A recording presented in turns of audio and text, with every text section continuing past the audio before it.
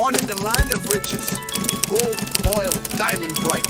But our streets are stained with blood, but the youth fight for their rights. Protesting for a future, yet they're slaughtered in the night. While the leaders sit in silence, flying private jets in flight. They drive their bulletproof cars while we walk these streets. Say there's no money, but their jets fly with ease.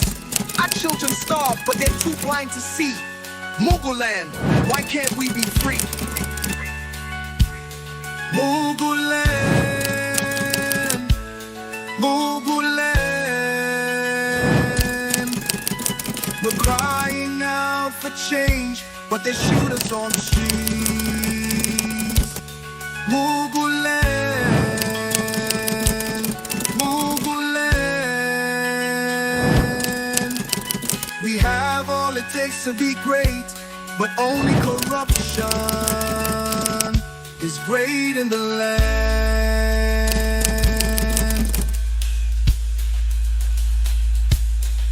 They say no money's left, but the rich keep getting fat. Their wrists shine with diamonds. Episode 9. Kingmaker of Muguland, Rise of General Basha-Basha. The year was 1995, and Muguland was under the iron grip of General Basha-Basha, a ruthless military dictator who had seized power from the interim government led by Chief Vincent Sholojo. The streets of Alaye City and the rest of the country were filled with fear, uncertainty, and the stench of oppression. General Basha-Basha, whose full name was General Sunday Abubakar Basha-Basha, ruled with a stranglehold, crushing any semblance of dissent and eliminating anyone who dared to oppose his regime. Basha-Basha's rise to power had been swift and brutal. After toppling the interim government, he declared himself the supreme leader of Muguland, suspending the constitution, dissolving the National Assembly, and unleashing his military might on the populace. Political opponents, activists, and journalists were jailed, tortured, or worse, as Basha-Basha's regime tightened its grip on every aspect of life in the country. Bisola Eleniyan, who had been steadily rising in the political and economic circles of Alaye City, quickly found himself on the wrong side of the new regime. As someone who had always been vocal about his commitment to democracy and the rule of law, Bisola was immediately marked as a threat to Basha-Basha's authoritarian rule. Bisola had seen the writing on the wall even before Basha-Basha's coup. He knew that the military's return to power would spell disaster for anyone who had built their influence outside the confines of the barracks. Sensing the danger, he began to quietly prepare for the worst, putting contingency plans in place to protect his assets and his life. When the crackdown began, Bisola's name was on the list of those to be silenced. But he was not one to wait for the hammer to fall. Episode 10. The Great Escape into Exile. The walls were closing in on Bisola Eleniyan.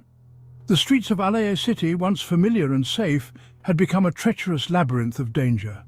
General Basha-Basha's regime was relentless, and Bisola knew that his time in Muguland was running out.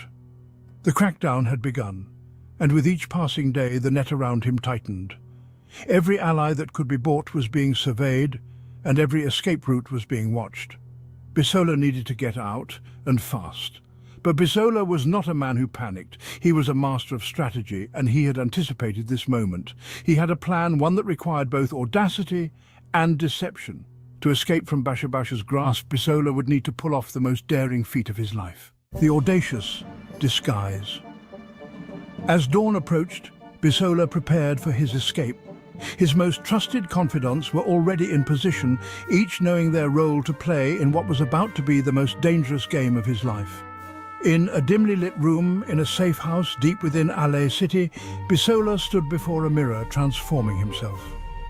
Gone was the commanding presence of the political kingpin. In his place stood a woman, dressed in a flowing, brightly colored bubu, with a headscarf wrapped tightly around his head, concealing his distinctive features. The makeup, the accessories, even the way he carried himself, it was all meticulously crafted to ensure that anyone who saw him would think they were looking at a wealthy, middle-aged woman, perhaps a merchant or a relative visiting from the countryside. The disguise was perfect, but Bisola knew it wasn't enough to fool the secret military pixies who had been shadowing him for days. He needed more than just a disguise. He needed to throw them off his trail entirely. The brilliant decoy. Bisola's plan involved a decoy, another car identical to the one he was known to use, filled with men who were in on the ruse. They would take the usual route to the airport, creating the illusion that Bisola was making a desperate dash to escape by air. The decoy car would be deliberately conspicuous, speeding through the streets, drawing attention from anyone watching. The men in the decoy car were nervous, but Bisola had assured them that they were playing a crucial role in his escape. "You're saving my life," he had told them, his voice calm and steady, "and I'll never forget it." As the decoy car roared out of the safe house's hidden garage, the military pixies took the bait, following closely behind. The car sped through the city with the pixies in hot pursuit, believing they had their target cornered. The decoy car led them on a wild chase, evading capture but never quite losing them, keeping the attention of Basha-Basha's men firmly focused on the wrong target. The motorcycle and escape through the bushes. While the decoy car caused chaos in the streets, Bisola made his move. Dressed in his disguise, he slipped out of the safe house and headed toward a nondescript alley, where a trusted ally awaited him with a motorcycle. The ally was an experienced rider, known for his ability to navigate the most challenging terrain, a skill that would be vital in the hours ahead. Without a word, Bisola mounted the motorcycle behind the rider, his disguise still firmly in place. The motorcycle roared to life, and within moments they were weaving through the back streets of Alaye City, moving away from the city and toward the dense bushes that bordered the Republic of Cotonia. The ride was harrowing. The narrow paths they took were little more than animal trails winding through dense vegetation, treacherous ravines and hidden streams. The rider pushed the motorcycle to its limits, dodging obstacles and keeping a relentless pace, knowing that any delay could mean disaster. But Bisola remained calm, his grip steady, his mind focused on the journey ahead. He knew that this was the only way to evade capture, by going where no car could follow, through the wilderness that separated Muguland from Cotonia land. Hours passed, and with each mile, Bisola felt the weight of the city, the danger, the tension, gradually lift from his shoulders. The roar of the motorcycle was the only sound in the otherwise silent bush, the thick foliage closing in around them like a protective shroud. Crossing the border through the Black River. Finally, as the sun began to set, they reached the border. It was a remote crossing, one known only to smugglers and those who operated on the fringes of society. There were no official checkpoints, no guards, only the natural boundary between two countries, marked by a thin meandering river. The rider slowed the motorcycle as they approached the crossing, allowing Bisola to dismount.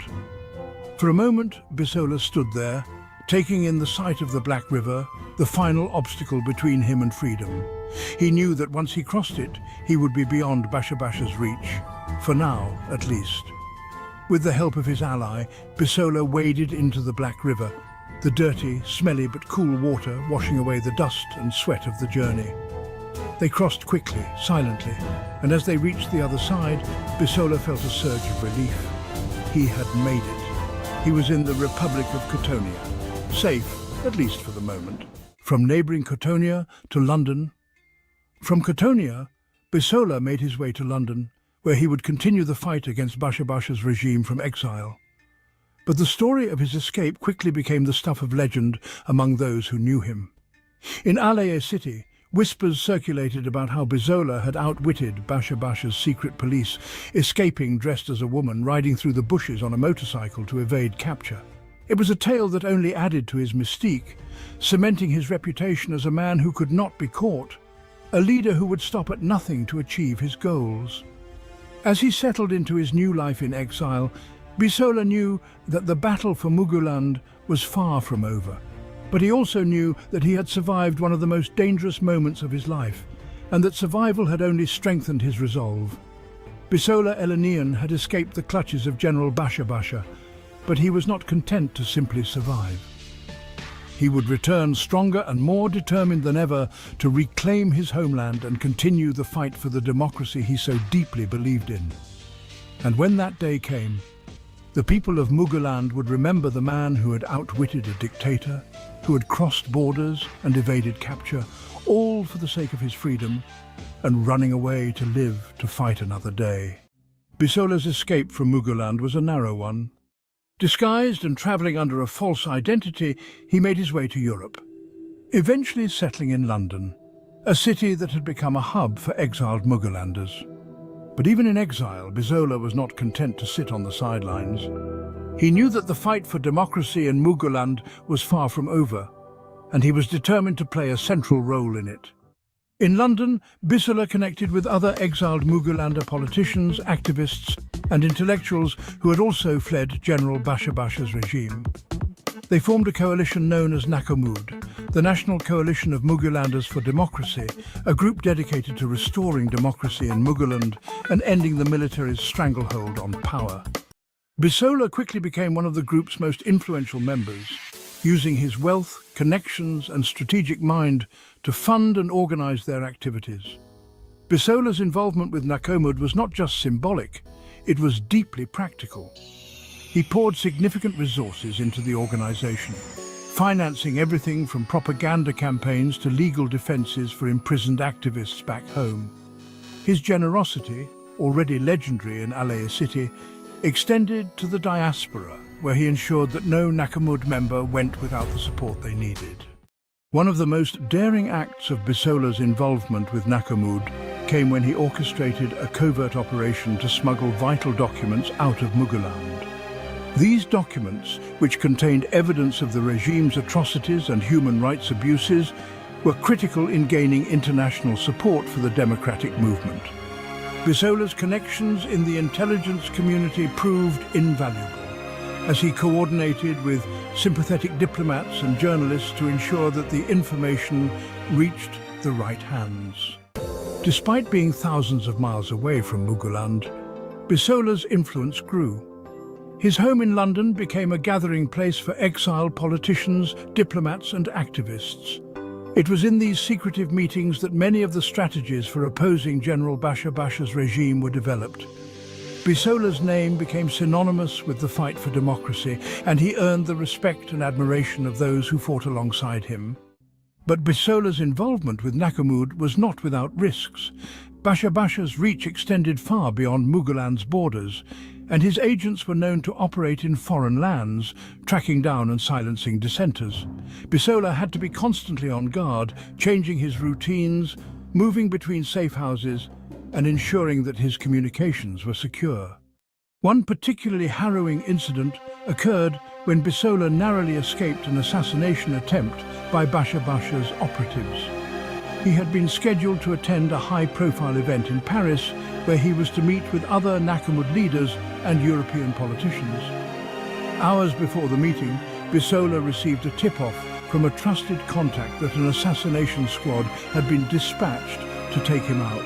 He cancelled his appearance at the last minute, avoiding what would have been a deadly ambush.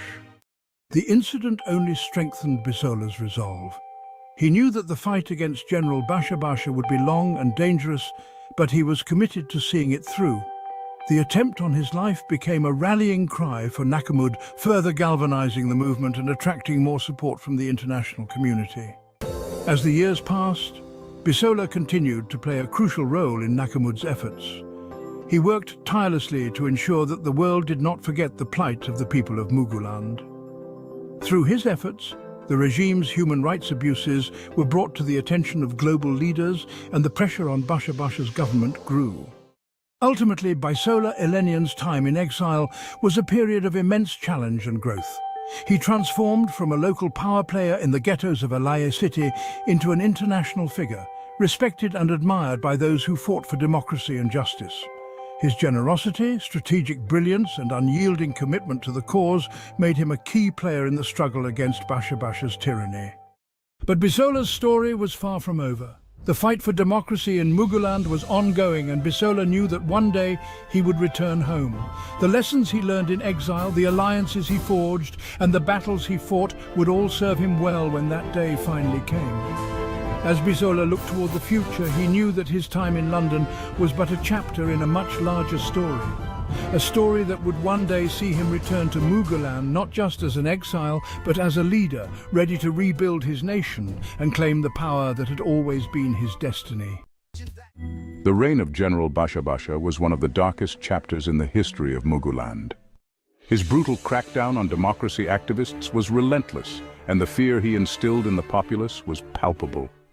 The sight of his men was enough to make grown men pee in their pants as rumors circulated that everyone's phone had been bugged, and that the maximum ruler could literally listen to any conversation as it happened. Consequently, previously brave and outspoken men became mouses, who were even too afraid to complain about the dictator in the relative safety of their own homes. Such was the terror that General Basha-Basha inspired. But even as he unleashed his reign of terror, there were those who refused to be silenced. Among them were the democracy agitators, a group of determined individuals who fought back against the military regime with everything they had. At the center of this resistance was Bisola Eleniyan, who despite being in exile played a crucial role in funding, organizing and strategizing the operations that would shake Basha-Basha's hold on power. The killing of Alhaja Fausatu Abisowo, the wife of Ope Banwo, was one of the most chilling and symbolic acts of Basha-Basha's brutality. Alhaja Fausatu was a prominent figure in the democracy movement, known for her outspoken criticism of the military regime. Her assassination sent shockwaves through Muguland, demonstrating the lengths to which Basha-Basha would go to maintain his grip on power. On a hot afternoon in Mushin, Alaye City, Alhaja Fausatu was traveling in her car, surrounded by her usual entourage of loyal supporters. She had just left a meeting with fellow democracy activists, where they had discussed strategies to keep the pressure on Basha-Basha's regime. But as her convoy made its way through the bustling streets, an unmarked van pulled up alongside her car. The windows of the van rolled down, revealing masked men armed with AK-47s. Without warning, the assassins opened fire. The sound of gunfire echoed through the streets as bullets tore through the car, shattering windows and puncturing the metal. Alhaja Fausatu's car swerved violently, but there was no escape. The hail of bullets continued until the car came to a stop, riddled with holes. The assassins, having completed their mission, sped away, leaving chaos in their wake. When the dust settled, Alhaja Fausatu Abisowo was found slumped in her seat, lifeless. Her assassination was a clear message from General Basha-Basha and his murderous squad. Anyone who dared to oppose him would meet the same fate. As news of Alhaja Fausatu's death reached London, Bisola Eleniyan was devastated, but his resolve only hardened. He knew that the struggle for democracy was now a matter of life and death.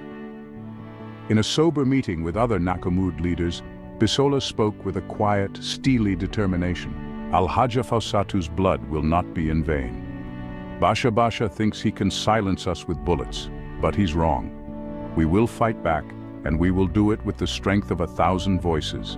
We will make him pay for every life he takes. Bisola's words galvanized the movement, and he immediately set about organizing a series of protests and international campaigns to draw attention to the regime's atrocities. He ensured that funds were made available to support the families of those killed or imprisoned, and he intensified efforts to smuggle critical information out of Muguland, exposing the regime's brutality to the world. One of the most daring and legendary figures in the democracy movement was Chief Isaac Adesanmi, a senior advocate of Muguland, Sam, and a man revered for his courage and indomitable spirit.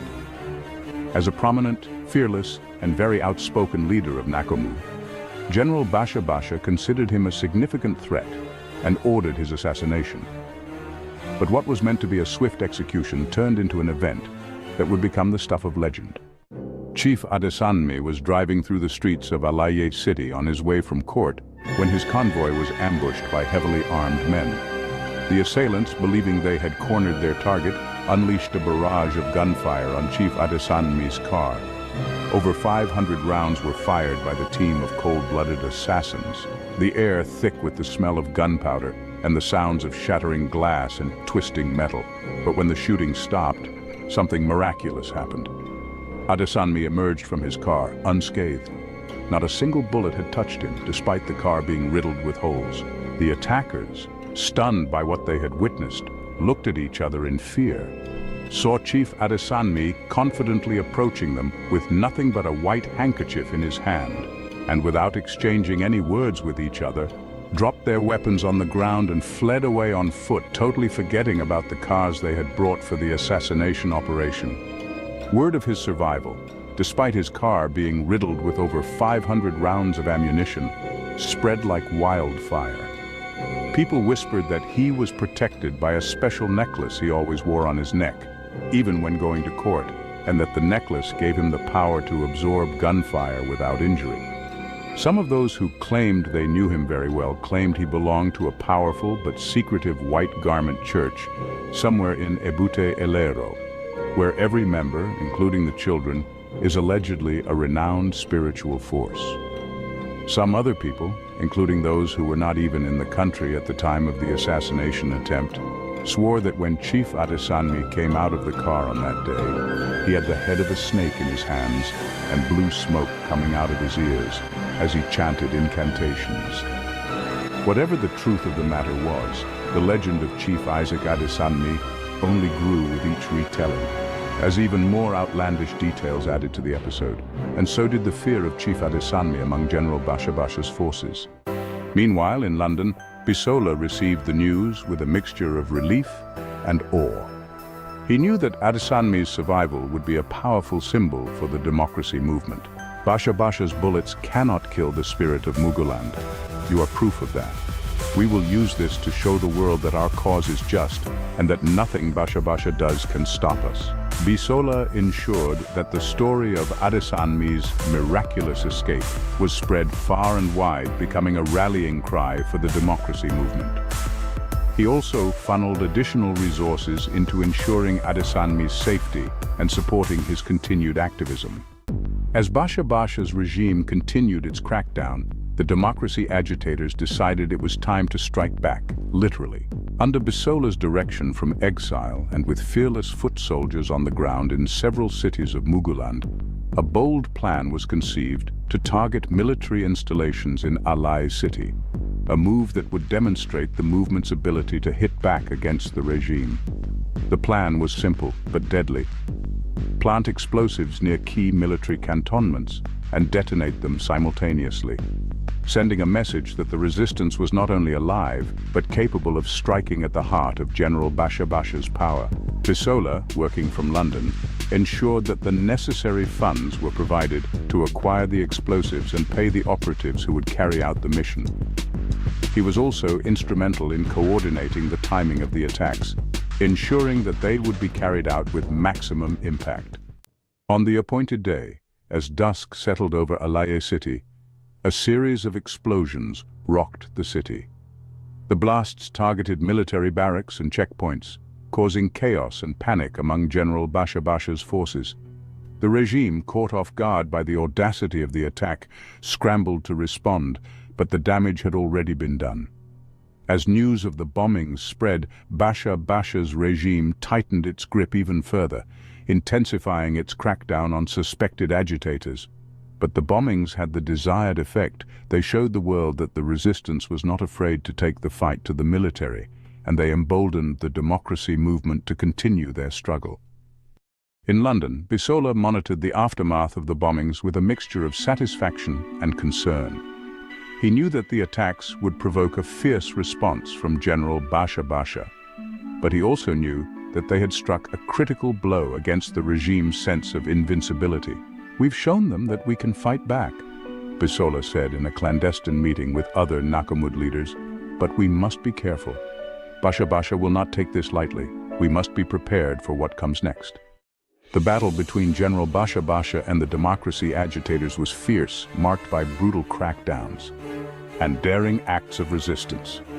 From the assassination of Alhaja Fossatu Abisowo to the miraculous survival of Attorney Chief Isaac Adesanmi and the bombings of military cantonments, the struggle was one of life and death, of tyranny versus freedom.